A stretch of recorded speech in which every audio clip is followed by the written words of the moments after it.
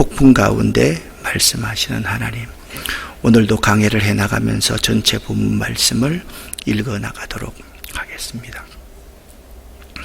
욥기 31장까지 욥과 욥의 세 친구들 간의 긴 논쟁이 끝나고 32장부터 37장까지 엘리후라는 사람이 욥에게 교훈을 하였습니다.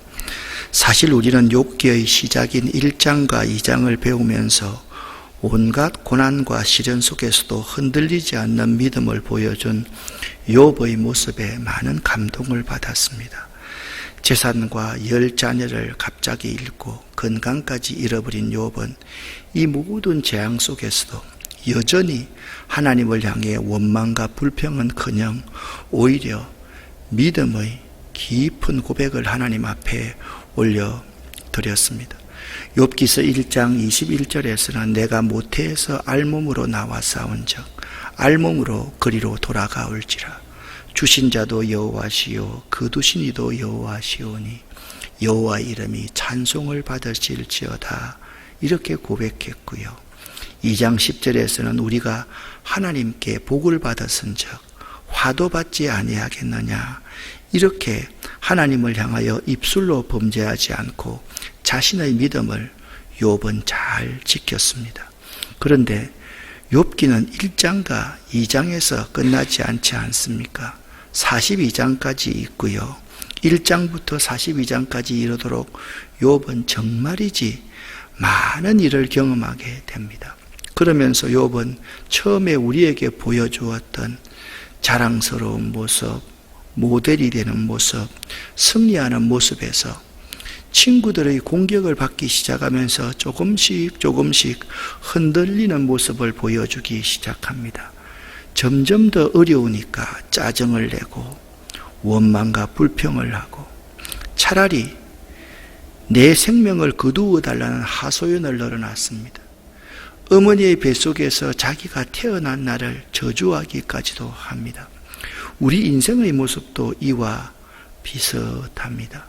처음에는 좋았다가 가면 갈수록 우리 인생이 자꾸 세속에 물들고 세상에 물들고 올바른 가치를 잃어버릴 때가 참으로 많습니다. 처음의 그 순수한 모습을 계속 유지할 수 있으면 얼마나 좋겠습니까? 그래서 요한계시록에서는 너의 첫사랑을 잃어버리지 말아라, 그렇게 말씀하고 있습니다. 이렇게 흔들리는 욥에게 드디어 하나님이 친히 등장하십니다. 이제 모든 논쟁과 이야기들이 끝나고 드디어 하나님이 욥을 찾아오셨습니다. 1절 말씀입니다. 그때 여호와께서 폭풍 가운데서 욥에게 말씀하셨습니다. 37장에서요, 엘리후는 전능자를 우리 연약한 인간이 찾을 수 없나니 라고 말했는데 맞습니다. 우리는 하나님을 찾을 수 없지만 하나님은 우리를 친히 찾아오실 수가 있습니다. 하나님께서 1절 말씀을 보면 욥에게 폭풍우 가운데 나타나셨다라고 말씀하고 있습니다. 이 폭풍우라는 원어는 비를 동반하지 않는 바람을 의미하기 때문에 해오리 바람 또는 토네이도를 일컫는 말이기 때문입니다. 사람은요, 토네이도와 같은 폭풍 가운데서 말을 할 수가 없습니다. 말하기는 그냥 서 있을 수도 없을 것이고 바람의 힘에 의해서 하늘로 날아가 버릴 것입니다. 하나님께서 폭풍 가운데에서 욥에게 말씀하셨다는 것은 인간과 다르신 하나님, 인간의 한계를 초월하시는 하나님이심을 강조하고 있습니다. 사실 욥이 하나님을 만나면 질문하고 싶은 것이 너무나도 많았습니다. 하나님, 이것도 이해가 안 되고요. 하나님, 저것도 이해가 안 되고요. 하나님, 왜 이렇게 하신 것입니까? 왜냐하면 자신의 입장에서는 이해할 수 없는 것들이 너무나도 많았기 때문이었습니다. 그런데 38장부터를 읽어가면 욥은요, 한마디의 질문도 하나님 앞에 하지 못합니다. 역전이 되어서 이제는 되려 하나님이 욥에게 질문을 하십니다. 하나님이 욥에게 질문을 하신다라는 의미가 아니라 하나님이 욥에게 질문 세대를 퍼붓습니다. 그 첫 번째 질문이 2절과 3절입니다. 무지한 말로 생각을 어둡게 하는 자가 누구냐? 너는 대장부처럼 허리를 묶고 내가 내게 묻는 것을 대답할지니라 라고 명령하고 있습니다. 내가 내게 묻는 질문에 대답할지니라 라고 하나님께서 말씀합니다. 과연 욥 너라는 녀석이 누구이기에 잘 알지도 못하는 허탄한 말로 하나님께서 세계를 이끌어 가시는 섭리와 계획에 대해서 의심하느냐는 일갈입니다. 욥이 계속 자기의 옳은만을 주장하면서 하나님께 따지고 드니까 하나님께서 질책부터 먼저 하시면서 욥을 만나 주시러 오신 것입니다. 그렇습니다. 욥이 하나님을 알면 얼마나 알겠습니까? 하나님의 무궁무진한 지혜와 능력을 잘 알지도 못하는 주제에 지금 자기가 주장하는 것만 다 옳고 하나님은 틀리단 말이냐라고 하시면서 욥에게 하신 첫 번째 말씀이 오늘 2절과 3절인 것입니다. 2절에서 너는 대장부처럼 허리를 동인다라는 표현은 싸울 채비를 한다라는 히브리적인 표현입니다. 이제 내가 과연 얼마나 지혜가 뛰어나고 잘나서 너만 옳고 나는 그러다고 하는지 한번 나 하나님과 맞대결을 시작해 보라고 명령하고 있는 것입니다. 하나님이 너 한번 허리를 동이고 나랑 한번 맞짱 떠봐. 그렇게 하나님께서 욥에게 명령을 하고 있는 것입니다.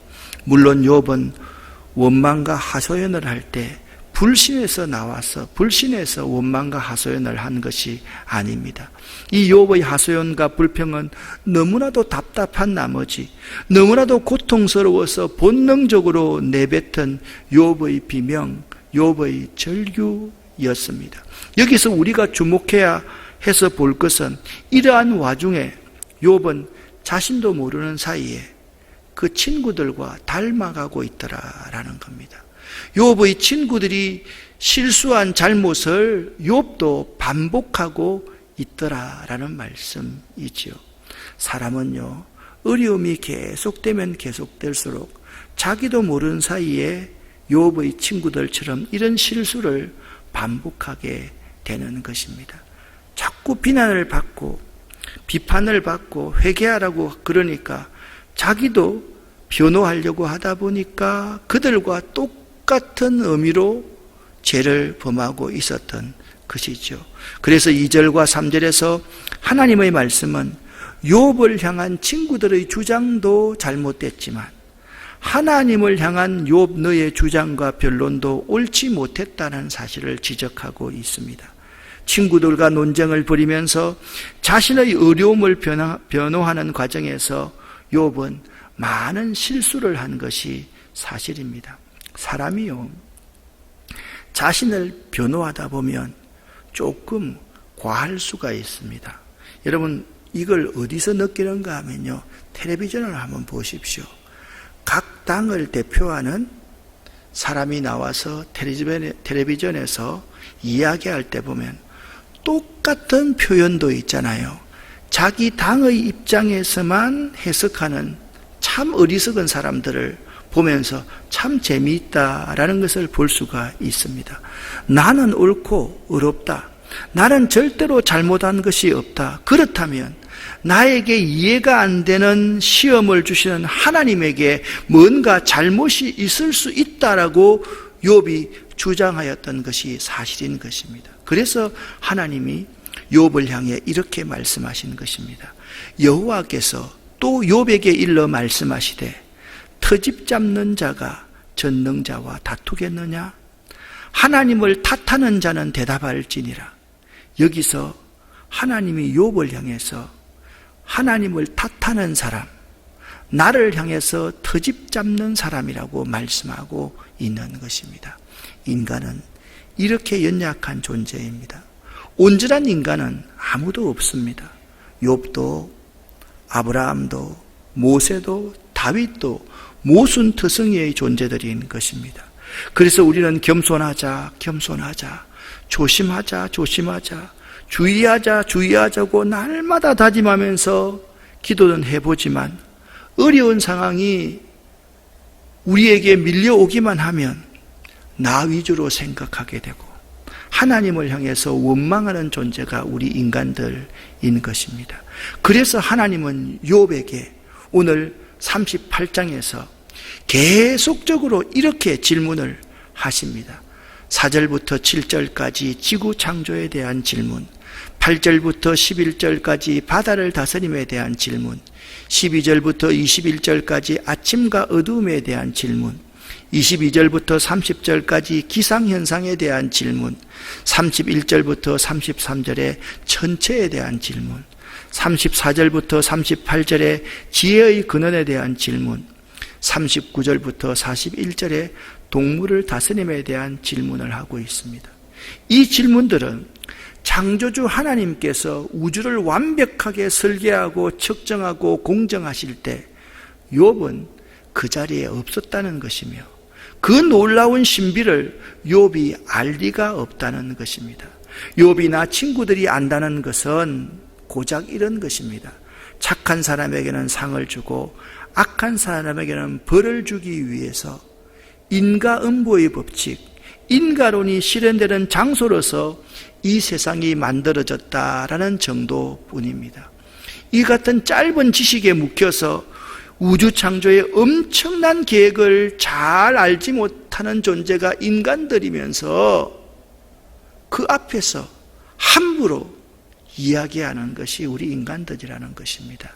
여러분, 제가 그런 말씀을 드렸지 않습니까? 제가 미생물을 연구해 보니까요, 우리 인간들이 알고 있는 미생물이 1%에서 3% 정도밖에 되지 않는답니다. 그러니까 미생물 박사들이 알고 있는 미생물 종류가 3% 정도밖에 안 됩니다. 3% 정도의 지주율, 그것이 지주율이라고 할 수 있습니까?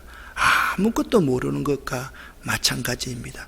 욥이나 욥의 세 친구들이나 엘리후가 안다는 것은 그 정도밖에 안 되는 것입니다. 그런 생각을 하면서, 그런 하나님의 공박을 생각하면서 다시 3절을 읽어보면 3절 말씀이 참 의미가 있는 말씀으로 다가옵니다.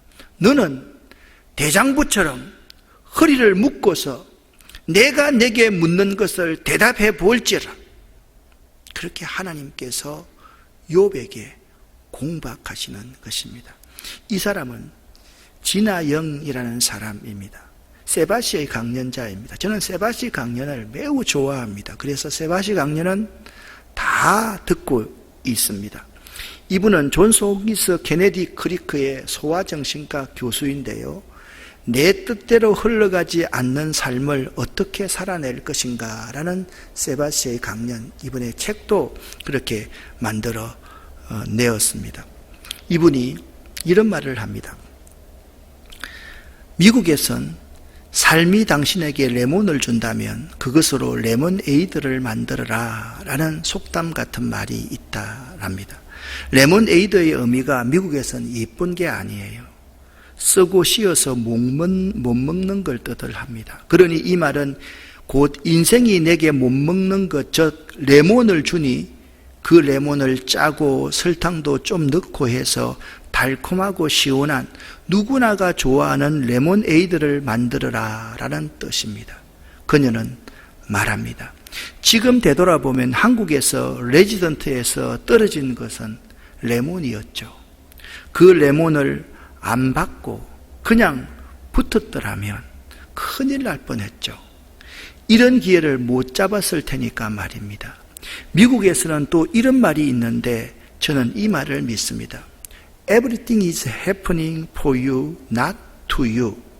이걸 제대로 한번 해석해 보면 모든 일이 너를 엿먹이려고 일어나는 게 아니고 너를 위해서 일어난다라는 뜻입니다. 그런 뉘앙스가 있습니다. 레지던트에 떨어졌던 건 내가 엿먹는 게 아니고 나를 위해서 레지던트에 떨어지는 일이 일어났던 거예요. 저는 그것을 굳게 믿고 사는 사람입니다 라고 그녀가 이야기했습니다. 더 궁금하신 분은 지니 영의 세바시 강연을 한번 들어보시기를 바라고 이분이 쓴 책을 한번 읽어보시기를 바랍니다. 욥기서 38장에서 하나님이 욥을 찾아오셔서 욥을 만나주십니다. 그렇게 말씀하십니다. 이것이 매우 중요합니다. 모든 문제의 해답이신 하나님께서 욥을 찾아왔습니다. 37장까지의 요점을 다시 정리해보면 이렇습니다. 37장까지 욥과 세 친구들, 욥과 엘리후의 긴 변론을 보았었습니다. 거기에는 해답이 없었습니다. 궁극적으로 인간과 인간 사이에는 해답이 없습니다. 우리 인생의 답은 하나님께서 개입하실 때에 얻게 됩니다. 이 사실을 여러분 믿으십니까? 인생의 답은 하나님께서 개입하실 때에 솔루션이 있다. 이 사실을 여러분 꼭 믿으시기를 예수 이름으로 간절히 축원합니다.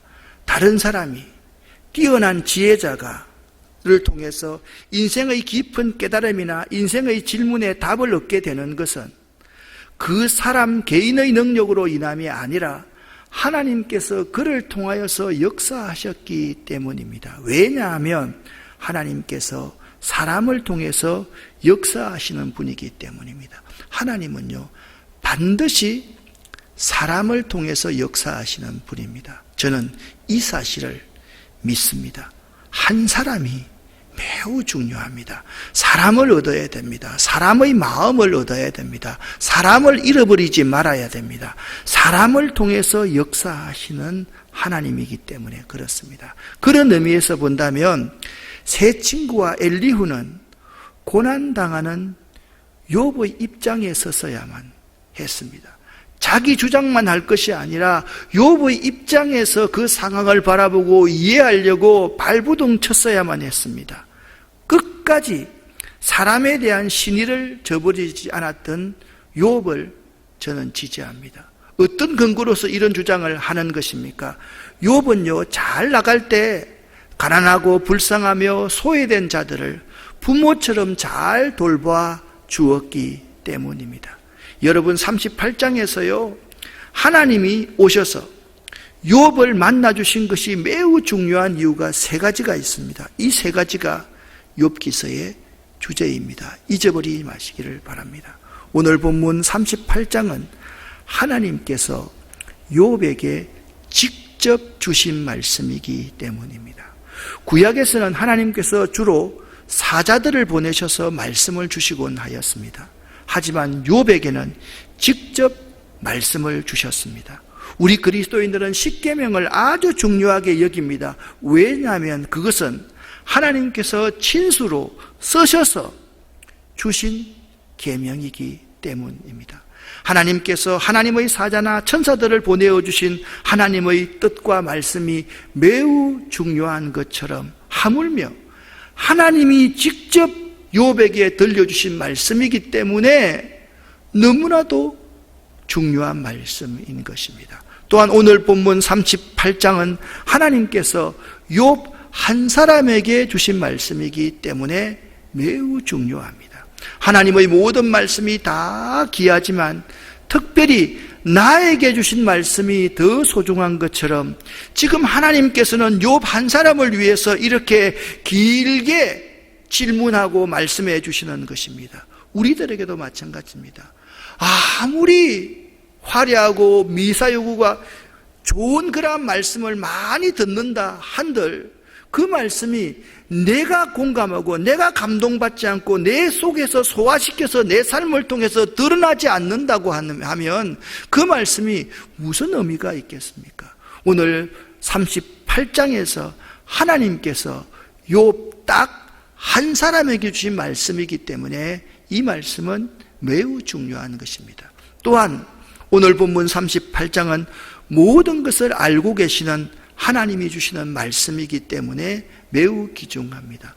모든 것의 해결책을 갖고 있는 하나님께서 주시는 말씀이기 때문에 중요하다는 말씀입니다. 하나님께서는 욥이 하루아침에 모든 재산을 잃고 허탈해한 것과 10명의 자녀를 한순간에 잃고 고통스러워하면서 자기 인생을 저주했던 것과 온몸에 도진 악성종양으로 인해서 깊은 한숨을 쉬어야 했던 것을 다 보고 다 알고 계십니다. 정작 욥 자신은 몰라도 하나님은 다 알고 계십니다. 또한 욥의 세 친구들이 자신들의 신념과 신앙으로 경험으로 욥을 난도질한 것도 하나님이 다 보고 계시고 다 알고 계셨습니다. 엘리후가 자신의 지식을 뽐내면서 가르치려고 한 것도 하나님께서는 다 알고 계십니다. 하나님께서는 지금까지 모든 과정을 묵묵히 다 지켜보시면서 욥의 그 심정까지 다 꿰뚫어 보시고 계셨습니다. 그 하나님께서 마침 말씀하시는 것이기 때문에 욥에게 정말 필요한 욥을 위한 말씀이었던 것입니다. 사랑하는 여러분, 사람이요, 하나님을 만나면 질문하고 싶은 것이 매우 많은 것이 우리 인생입니다. 그런데 실제로 하나님을 만나면 질문은 없어지고 말문이 닫히게 되어 있습니다. 왜냐하면 그 하나님이 너무나도 크신 하나님이기 때문에 그렇습니다. 수많은 사람들이 예수 앞에 섰을 때 그분의 건의 앞에서 아무 말도 하지 못했습니다. 본디오 빌라도도 헤롯 왕도 예수 앞에서 아무 말도 하지 못했습니다. 나는 그에게서 어떠한 죄도 찾지 못하였다고 그렇게 그들이 고백하는 것을 보면 알 수 있지 않습니까? 마가복음 1장 22절 말씀에 무사람이 그의 교훈에 논라니 이는 그 가르치는 것이 권세 있는 자와 같고 서기관들과 같이 아니함일러라. 마태복음 7장 29절 말씀에 보면 이는 그 가르치시는 것이 권세 있는 자와 같고 저희 서기관들과 같이 아니함일러라 라고 말씀하고 있습니다.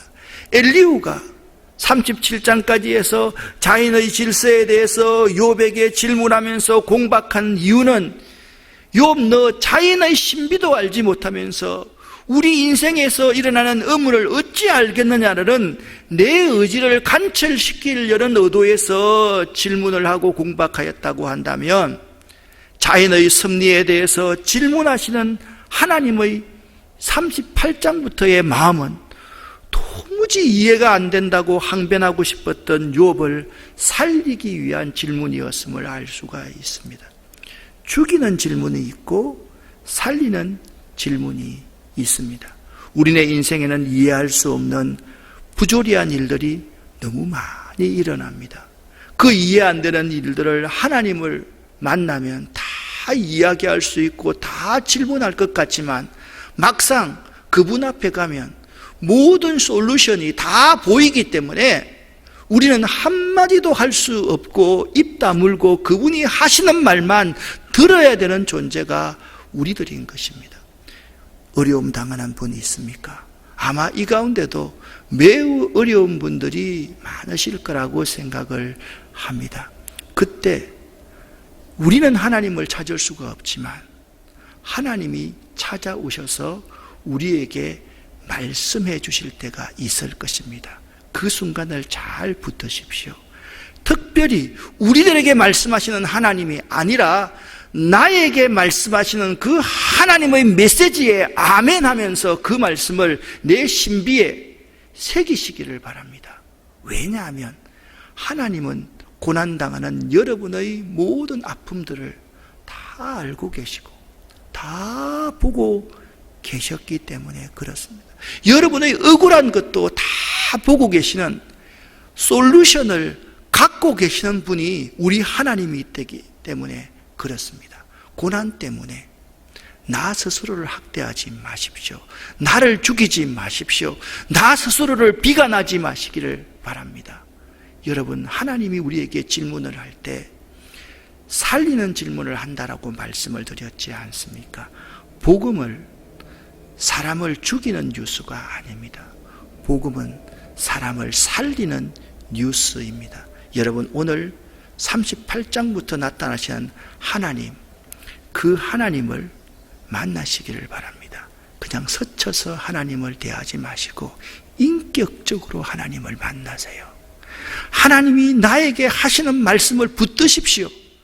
그리고 하나님이 나의 모든 것을 다 공감해 주시고 이해해 주신다는 사실을 믿으시고 그분 앞에 나가서 울부짖으시는 여러분 되시기를 예수 이름으로 간절히 축원합니다.